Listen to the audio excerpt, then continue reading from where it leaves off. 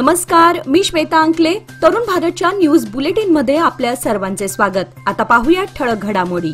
बेळगाव शहरातील वाहतूक कोंडी कमी करण्यासाठी 10 किलोमीटर उड्डाण पूल बांधण्याची महत्वाकांक्षी योजना आखली आहे.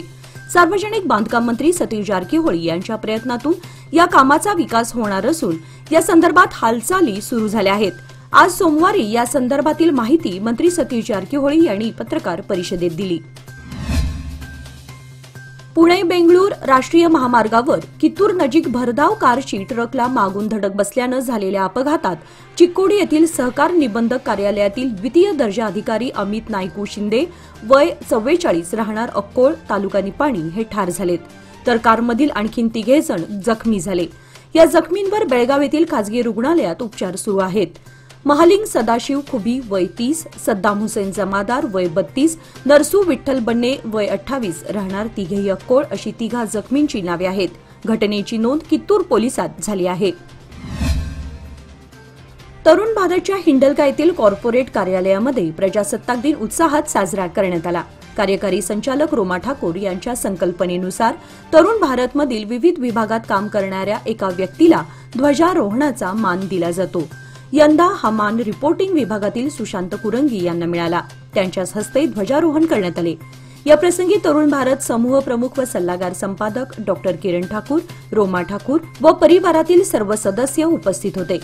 सुशांत कुरंगी यांनी ध्वजारोहण केल्यानंतर राष्ट्रगीत झाले.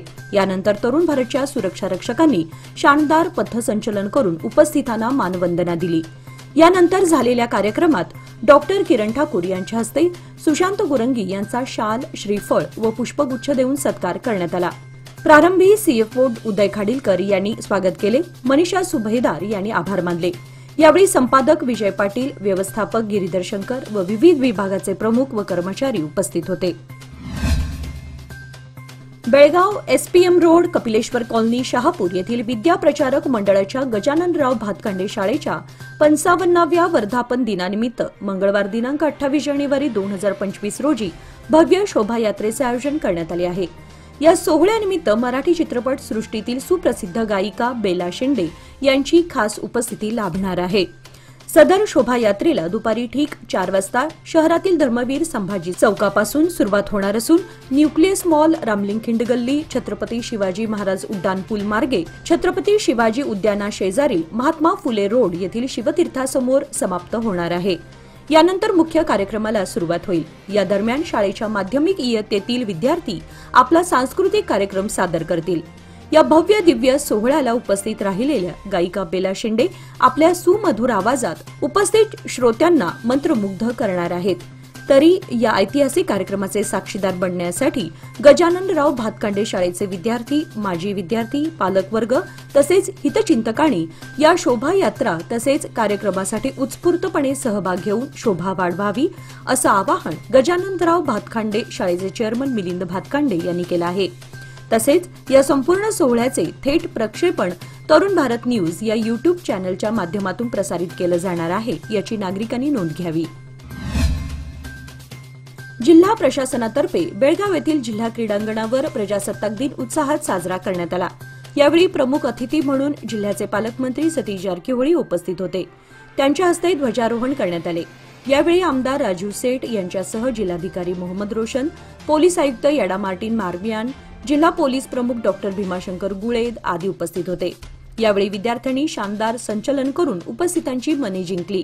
पालकमंत्री सतीश जारकीहोळी यांनी मानवंदना स्वीकारली. जांबोटी, ओलमणी परिसरात काजू झाडांना मोहर येण्यास प्रारंभ झाला असून जानेवारी महिन्यातच सर्वत्र काजू झाडे बहरल्यामुळे काजू उत्पादकांमधून समाधान व्यक्त होत आहे. खानापूर तालुक्याच्या पश्चिम भागात काजू उत्पादनासाठी अनुकूल वातावरण असल्यानं शेतकरी वर्गाने ओसाड माळ रानावरील जमिनींमध्ये मोठ्या प्रमाणात काजू झाडांची लागवड केली आहे. काजू हे या भागातील प्रमुख नगदी पीक असल्यामुळे यापासून शेतकरी वर्गांना बऱ्यापैकी आर्थिक लाभ मिळतो. दरवर्षी काजू झाडांना डिसेंबर महिन्यापासून मोहर येण्याच्या प्रक्रियेला प्रारंभ होतो. यासाठी निरभ्र आकाश व उष्ण वातावरणाची आवश्यकता असते. यावर्षी मोठ्या प्रमाणात झालेला पाऊस तसेच थंडीची तीव्रता देखील कमी असल्यानं काजू पिकासाठी पोषक वातावरण निर्माण झालंय. ऐन जानेवारी महिन्यातच काजू बागा मोहरल्याचं चित्र सर्वत्र पाहायला मिळत आहे. बेळगुंदी येथील श्री रवळनाथ पंचक्रोशी साहित्य अकादमी व मुंबईतील महाराष्ट्र राज्य मराठी विकास संस्थेतर्फे आयोजित 19वे साहित्य संमेलन 2 फेब्रुवारी रोजी होणार आहे। संमेलनाच्या शामियाना उभारणीचा मुहूर्तमेढ रोपण कार्यक्रम रविवारी सकाळी पार पडला। यावेळी निमंत्रित मान्यवर उपस्थित होते। मरगाई देवस्थान परिसरात हा कार्यक्रम झाला। ग्रामस्थ कमिटी अध्यक्ष दयानंद गावडा अध्यक्षस्थानी होते। रवी किरण सोसायटीचे अध्यक्ष मारुती चव्हाण व विमल चव्हाण यांच्या हस्ते मुहूर्तमेढ पूजन करण्यात आले। यावेळी रवळनाथ पंचक्रोशी साहित्य अकादमीचे सर्व पदाधिकारी तसेच साहित्यप्रेमी आणि ग्रामस्थ मोठ्या संख्येने उपस्थित होते।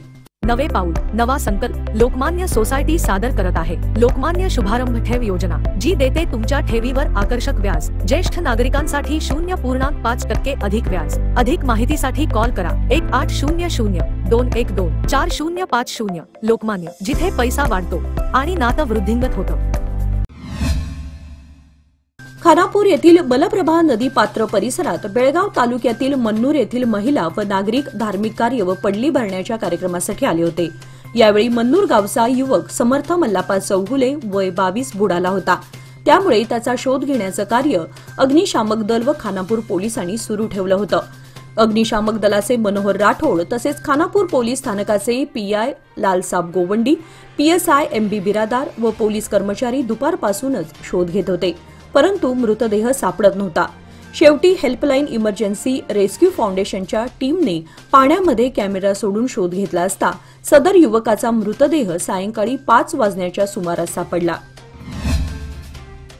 बालोज्ञान सुभाष मार्केट हिंदवाडी येथे इंडियन डेंटल असोसिएशन, गुरुदेव राष्ट्रीय स्वयंसेवक संघ आणि हिंदवाडी फ्रेंड्स युनियन यांच्या संयुक्त विद्यमाने 76वा प्रजासत्ताक दिन साजरा करण्यात आला।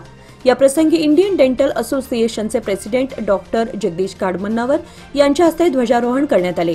या प्रसंगी जगदीश कामनावर, डॉक्टर सुशांत नाझरे, डॉक्टर आदित्य आचार्य, विनोद शानभाग, रघुनाथ शेंजेगान, राजन निर्वागे, विजय पाटील व सर्व डॉक्टर, समीर पोटे, विजय देसाई हे उपस्थित होते। ड्रेनेज लाईनच्या दुरुस्तीसाठी शहर आणि उपनगरात जिकडे तिकडे खोदकाम करण्यात आलं आहे, त्याचा परिणाम वाहतूक व्यवस्थेवर होतोय। त्यामुळे खोदकाम करण्यात आलेल्या ठिकाणची माती तातडीने हटवण्यात यावी अशी मागणी केली जात आहे। शहर आणि उपनगरात घालण्यात आलेल्या ड्रेनेज लाईन अत्यंत जुन्या असून दरवर्षी रस्त्यांवर कॉन्क्रीट तसेच डांबरीकरण केलं जात असल्यानं ड्रेनेजवरील झाकणे खाली गेली आहेत। त्यामुळे ड्रेनेजची दुरुस्ती करताना समस्या निर्माण होत असल्यानं ड्रेनेजवर नवीन झाकणे घालून त्यांची उंची वाढवली जात आहे। शहर व उपनगरात झाकणे घालून उंची वाढवण्याचं काम हाती घेण्यात आलं आहे। त्यासाठी खोदकाम करण्यात आलं असून माती ड्रेनेजच्या भोवती टाकण्यात आली आहे। 4 दिवसांपासून ड्रेनेजसाठी खोदलेली माती तशीच पडून असल्यानं याचा फटका वाहतूक व्यवस्थेला बसतोय।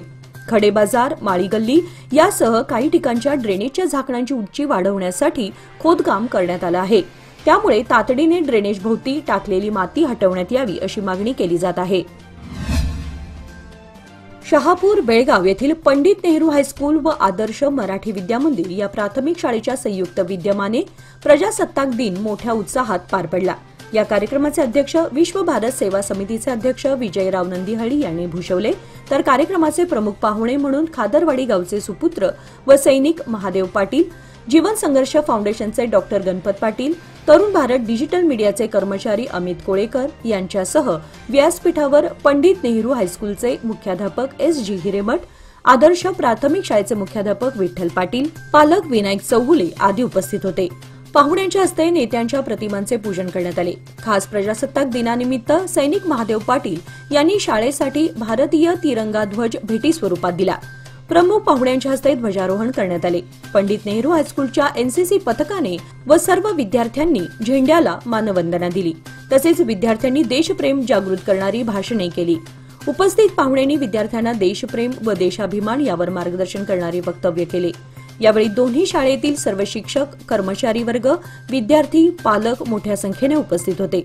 शिक्षिका सुषमा पाटील यांनी सूत्रसंचालन केले, तर शारीरिक शिक्षक JB पाटील व निरंजन कर्लेकर यांनी कार्यक्रम यशस्वी करण्यासाठी अथक परिश्रम घेतले। उत्तराखंडमध्ये आज सोमवारी समान नागरी कायदा लागू झालाय। मुख्यमंत्री पुष्कर सिंह धामी यांनी UCCच्या पोर्टल आणि नियमांचं उद्घाटन केलं। त्याचबरोबर त्याची अधिसूचना देखील जारी करण्यात आली आहे। उत्तराखंड हे समान नागरी संहिता लागू करणारे देशातील पहिलं राज्य बनलंय।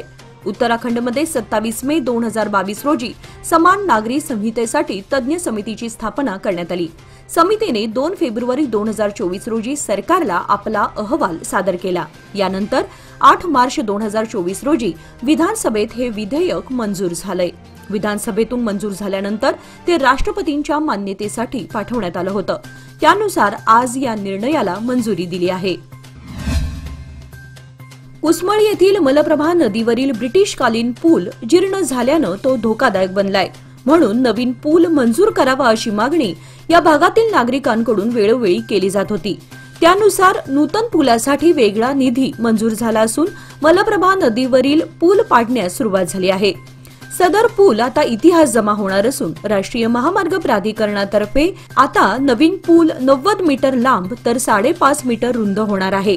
त्यानुसार हा पूल उभारण्यासाठी वाहतूक वळवण्यात आली आहे। याचबरोबर आजचे बातमीपत्र इथेच संपले। अधिक माहिती आणि ताज्या घडामोडींसाठी पाहत रहा तरुण भारत न्यूज चॅनल। तसेच आमच्या चॅनलला लाईक, शेअर आणि सबस्क्राईब करायला विसरू नका। आणि विश्वासार्ह बातम्यांसाठी दररोज वाचा दैनिक तरुण भारत। धन्यवाद।